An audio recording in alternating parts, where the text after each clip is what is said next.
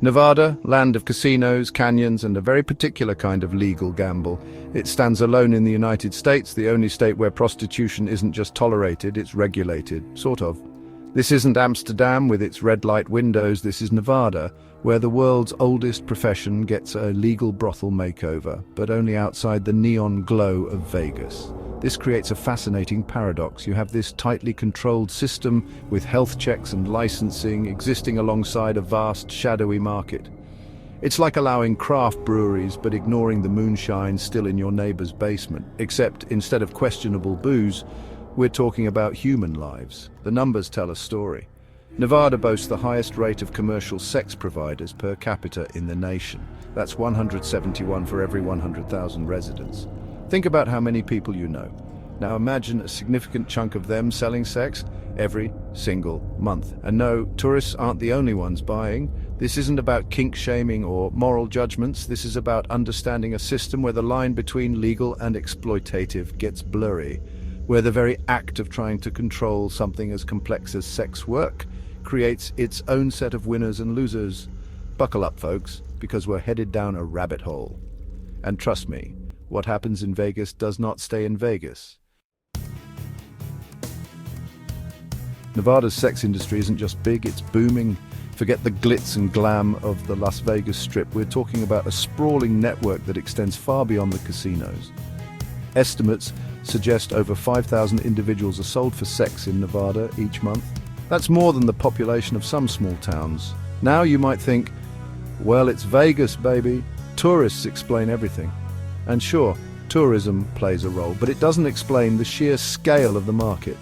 This isn't just about bachelorette parties and drunken escapades. This is about a deeply ingrained industry, fueled by demand from both inside and outside the state. The truth is, quantifying this market is like trying to nail jelly to a wall. It's messy, it's constantly shifting, and a lot of it happens in the shadows. But one thing is clear, the demand is there, and where there's demand, there will always be supply. Now let's talk about those legal brothels. They're a strange beast. On the one hand, they offer a veneer of respectability. Licensed, regulated with mandatory health checks. Sounds almost responsible, but scratch beneath the surface and things get murky. Remember Backpage.com? Before it was shut down, it was the go-to site for, shall we say, adult services. Data from Backpage suggested that only a tiny fraction of Nevada's sex providers were operating within the legal brothel system. The vast majority were independent, often facing significant risks. And here's the rub: legal brothels, with their high fees and strict regulations, often create barriers to entry. Women seeking work in these establishments face a minefield of restrictions. Limited movement, hefty fines, and a system that can feel more like indentured servitude than legitimate employment. This creates a perverse incentive to operate outside the system in the shadows where danger lurks. It's a classic case of unintended consequences, where the very act of trying to regulate something pushes it further underground. So, what's the answer? If legalization creates its own problems and criminalization pushes things further into the shadows, where do we go from here? It's a question that has plagued policymakers, activists, and ethicists for decades. Some argue that decriminalization is the way forward, empowering sex workers and allowing them to work safely and openly. Others worry that this will only fuel demand and lead to increased exploitation. The truth is, there's no easy solution.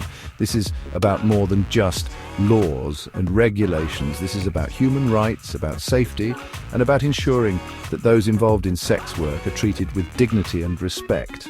Nevada's experiment with legalized prostitution offers a glimpse into a complex and often contradictory world. It highlights the challenges of regulating a market driven by such primal desires, and it underscores the need for nuanced, compassionate solutions that prioritize the well-being of all involved, because one thing's for sure, simply ignoring the issue won't make it go away.